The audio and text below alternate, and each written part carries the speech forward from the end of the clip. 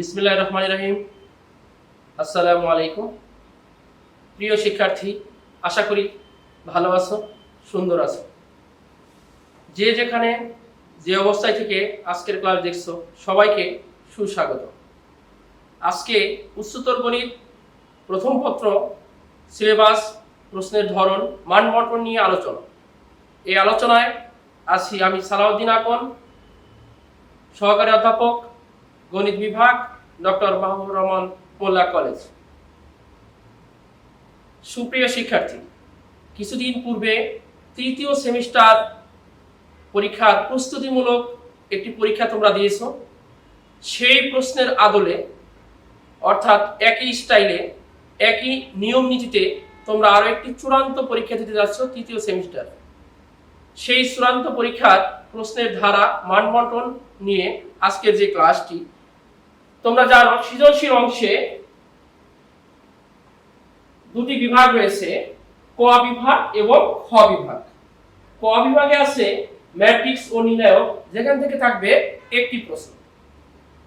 রয়েছে ভেক্টর, যেখান থেকে থাকবে একটি প্রশ্ন। বিন্যাস ও সমাবেশ থেকে থাকবে একটি প্রশ্ন। সরলরেখা 3.6 এবং 3.7 থেকে থাকবে একটি প্রশ্ন। খ বিভাগ ত্রিকোণমিতি ষষ্ঠ অধ্যায় থেকে একটি প্রশ্ন, ত্রিকোণমিতি সপ্তম অধ্যায় থেকে একটি প্রশ্ন।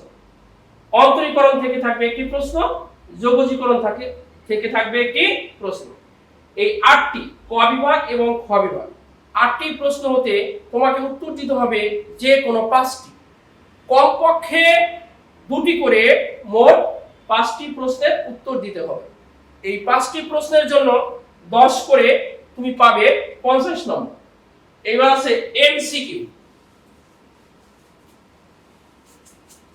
এমসিকিউ এর জন্য 2017, 2018, 2019 সালের বোর্ডের প্রশ্নগুলো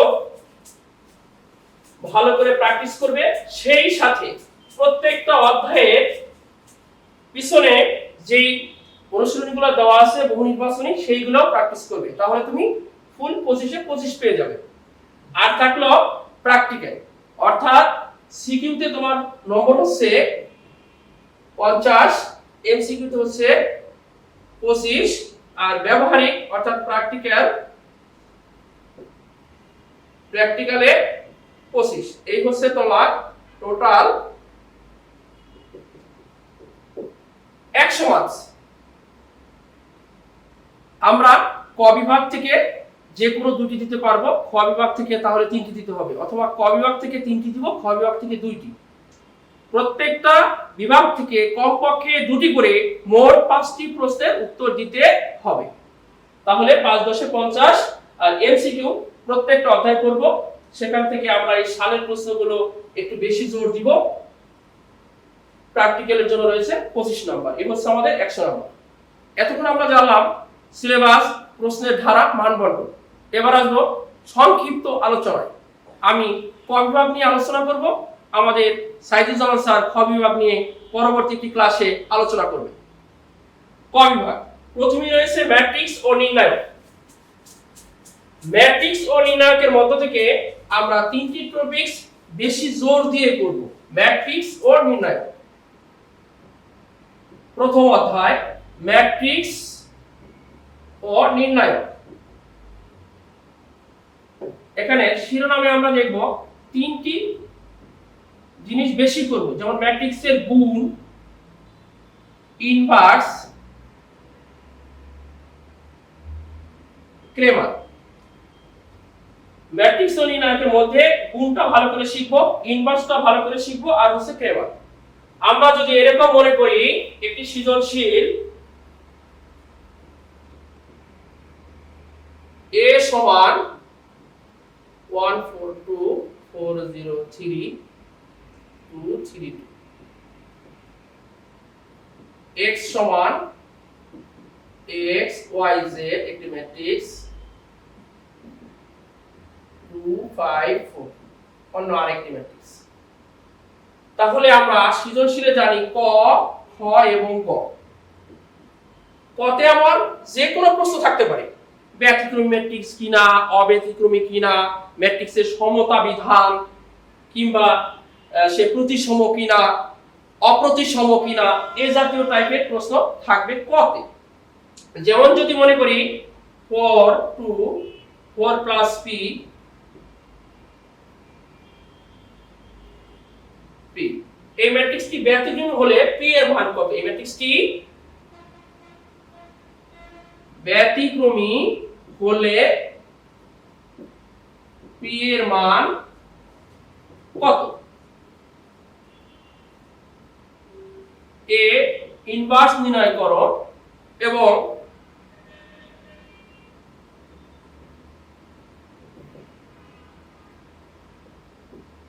x সমান c হলে ক্রেমার নিয়মে সমাধান করো। ক্রেমার নিয়মে সমাধান করো। এটা 2 মার্কস, এটা 4, এটাও 4 মার্কস। ওকে, এই ব্যতিক্রমী হলে পি এর মান, আমরা জানি একটি ম্যাট্রিক্স যদি ব্যতিক্রম হয় উহা দ্বারা গঠিত নির্ণায়কের মান 0 হয়, তাহলে নির্ণায়কের মান 0 করে আমরা পি এর মান পেয়ে যাব। এই ইনভার্সের অঙ্কগুলো আমরা ক্লাসে ভালো করে শিখেছি, কোভেক্টর বের করে, এরপরে অ্যাডজয়েন্ট বের করে, এরপরে প্রত্যেকটা সূত্র অনুযায়ী মান বসিয়ে দিলে এই ইনভার্স পেয়ে যাব। ax সমান c হলে ক্রেমার নিয়মে সমাধান। ax সমান c অর্থাৎ a দ্বারা x কে গুণ করব ইকুয়াল c। ক্রেমার নিয়মের সমাধান আবার 3 নিয়মে প্রশ্ন করা যায়। যেমন এটা যদি বলা হয় ক্রেমার নিয়মের সমাধান করে, এটা যে অ্যানসার হবে, আর যদি বলে x y z নির্ণয় করো, একই জিনিস করতে হবে, অ্যানসার একই আসবে, শুধু উত্তরের পদ্ধতি ভিন্ন। অথবা আসতে পারে x ম্যাট্রিক্সটি নির্ণয় করো,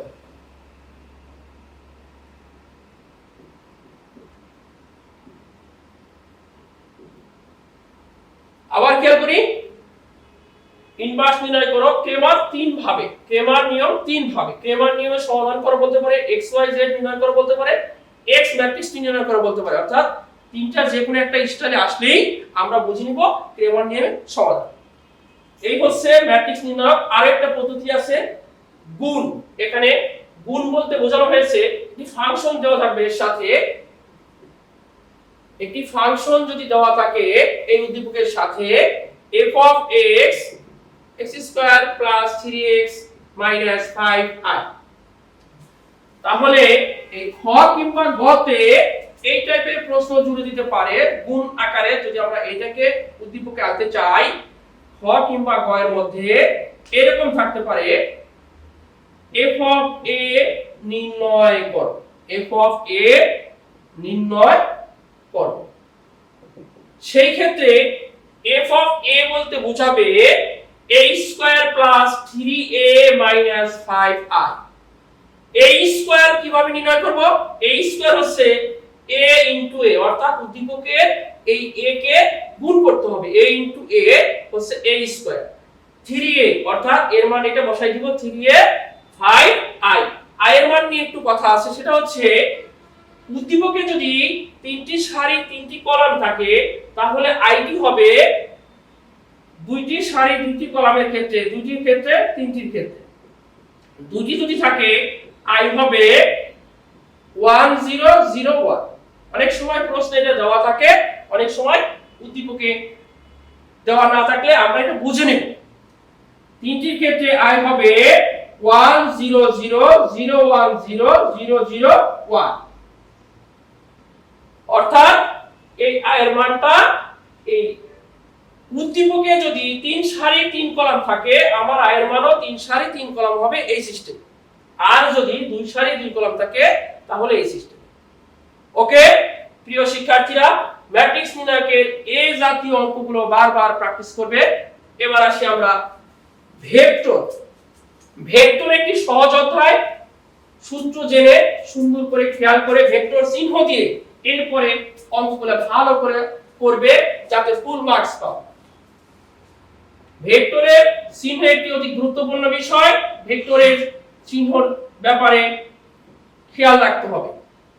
আমরা যে অঙ্কগুলো বারবার করব, যে নিয়মের অঙ্কগুলো, সেটি হচ্ছে মধ্যবর্তী কোণ।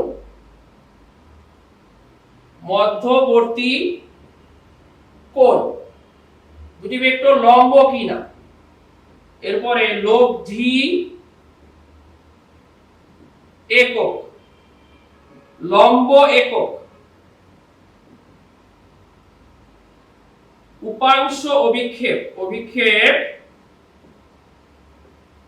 উপাংশ, আর হচ্ছে একই সমতলে, একই সমতলে থাকলে তার শর্ত। শিক্ষার্থীরা মধ্যবর্তী কোণ, মধ্যবর্তী কোণ আমরা শিখেছি থিটা সমান a dot b by a এর মান b এর মান। লম্ব কিনা, লম্ব হওয়ার শর্ত হচ্ছে দুটো ভেক্টর a আর b যদি হয়, a এবং b এর ডট গুণ শূন্য হলে ভেক্টর দ্বয় পরস্পর লম্ব হবে। ab ডট গুণ শূন্য হলে ভেক্টর দ্বয় পরস্পর লম্ব হবে। লব্ধি একক, যোগফলকে তার মান দ্বারা ভাগ। দুটি ভেক্টর হলে লব্ধি এককটা হবে a plus b K a plus b এর মান দ্বারা ভাগ। লম্ব একক, ক্রস গুণকে তার মান দ্বারা ভাগ। a cross b K a cross b এর মান দ্বারা ভাগ। অভিক্ষেপ, a বরাবর b এর অভিক্ষেপ a ডট b বাই এর মান নিছে, আর b বরাবর হলে b এর মান নিছে। a ভেক্টর বরাবর b ভেক্টরের অভিক্ষেপ a dot b by a এর মান। যদি বলা হয় b বরাবর a এর অভিক্ষেপ, উপরে a ডট b ঠিকই থাকবে, নিচে হবে b এর মান। উপাংশ, a বরাবর b এর উপাংশ, অভিক্ষেপে যা আছে সেটা তো থাকবেই, তার সাথে একটা একক ভেক্টর চলে আসবে। একক ভেক্টর হচ্ছে ভেক্টরকে আবার তার মান দ্বারা ভাগ, অর্থাৎ a স্কয়ার।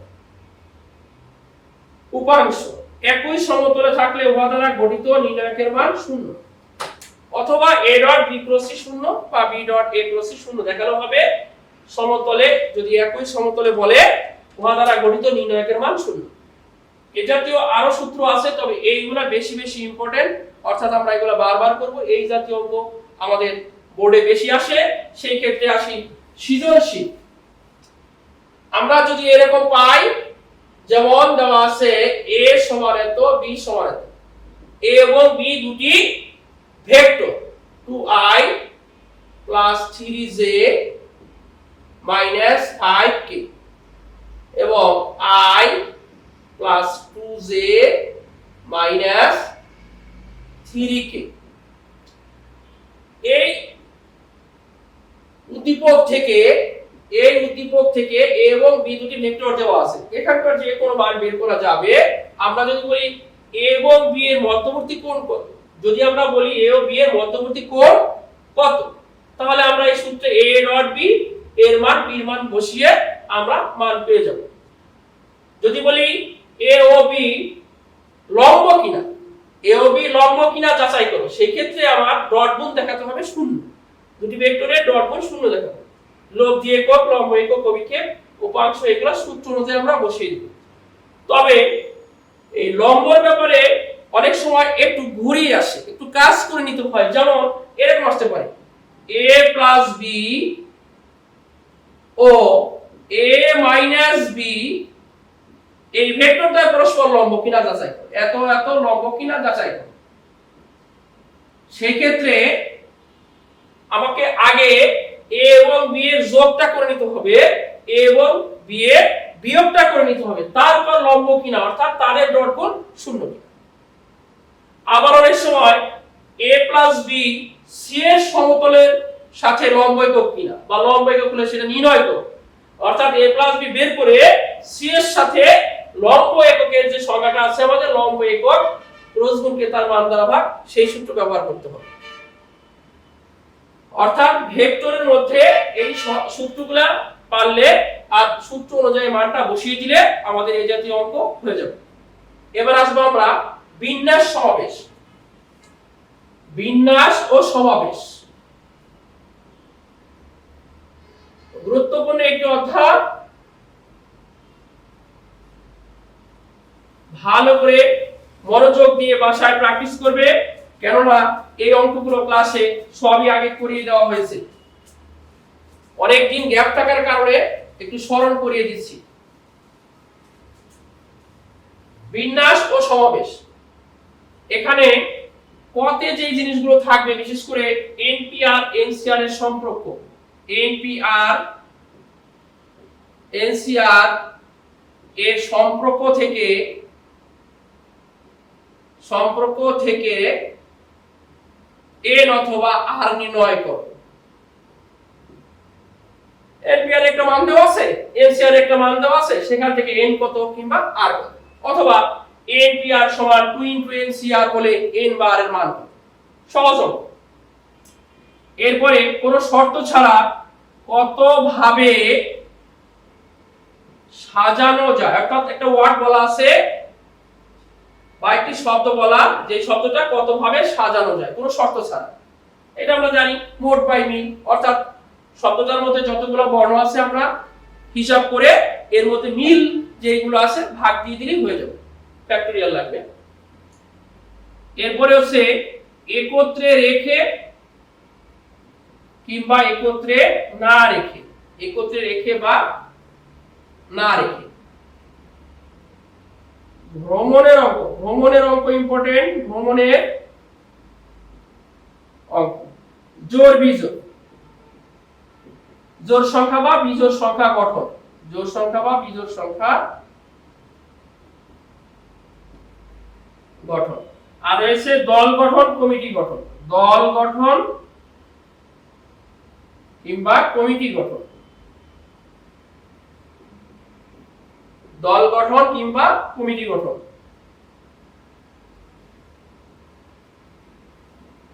আমরা আরো কিছু শব্দ আছে আমাদের যে অঙ্কগুলা আমরা করব। Degree, DEGR, degree, thesis, Dhaka, degree, thesis, Dhaka. এই শব্দ থেকে প্রতিবারে 3টি নিয়ে বা 4টি নিয়ে কতভাবে সমাবেশ বা বাছাই করা যায়। 3টি নিয়ে আসতে পারে, 4টি নিয়ে আসতে পারে, প্রশ্ন ভালো করে খেয়াল করবে।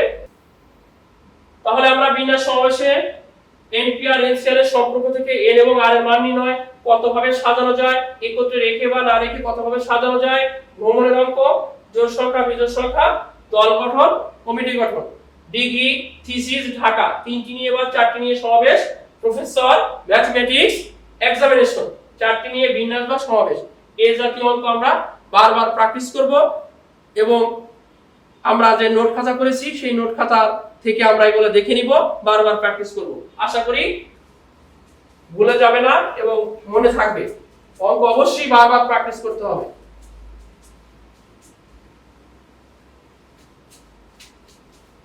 সবশেষে সরল লেখা। সরল লেখার উত্তর যারা দিতে চাও অবশ্যই সূত্রগুলো ভালো করে শিখবে। সরল লেখা আমাদের 3.6 ও 3.7, 3.6 এবং 3.7 এ বোর্ডে যে অঙ্কগুলো বেশি আসছে বোর্ড প্রশ্নে সেইগুলা থেকেই সৃজনশীল আসবে।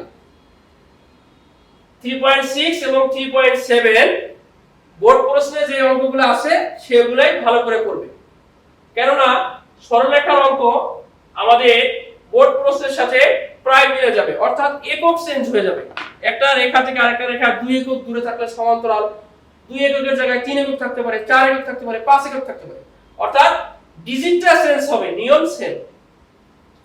তো প্রিয় শিক্ষার্থীরা, বাসায় ভালো করে প্র্যাকটিস করো, সুন্দর থাকো, ভালো থাকো, নিরাপদে থাকো। পরবর্তীতে তোমরা খ বিভাগের ক্লাস পাবে। এই খ বিভাগের ক্লাসটা সাইদুজ্জামান স্যার থেকে ভালো করে দেখে নিবে। আশা করি অবশ্যই নিয়ম মেনে, স্বাস্থ্যবিধি মেনে বাসায় থেকে পড়াশোনা করবে, কেননা তৃতীয় সেমিস্টার একটি গুরুত্বপূর্ণ বিষয়। এখান থেকে যারা খারাপ করবে কলেজ যে সিদ্ধান্ত নেয় সেই সিদ্ধান্ত মেনে নিতে বাধ্য থাকতে হবে। সুতরাং বাসায় থেকে বারবার প্র্যাকটিস করে নোট খাতাগুলো থেকে মিলিয়ে এবং আজকে যে ক্লাসটা হলো সেটা ক্লাসের পূর্বেও নেওয়া হয়েছে শুধুমাত্র তোমাদের স্মরণ করিয়ে দেওয়া এই জন্য যে সামনে একটি গুরুত্বপূর্ণ পরীক্ষা আসছে। এই গুরুত্বপূর্ণ পরীক্ষাটা বাসায় হোক কিংবা যদি কলেজ খুলে, সরকার যদি কলেজ খুলে তাহলে কলেজে এসে দিতে হবে। আমাদের অধ্যক্ষ স্যার তো তার ব্রিফিং এ বলে দিয়েছেন, নিশ্চয়ই সেইগুলো তোমরা শুনেছো। যাই হোক, ভালো থাকো, সুন্দর থাকো, নিরাপদে থাকো। আবার দেখা হবে। আল্লাহ হাফেজ। আসসালামু আলাইকুম।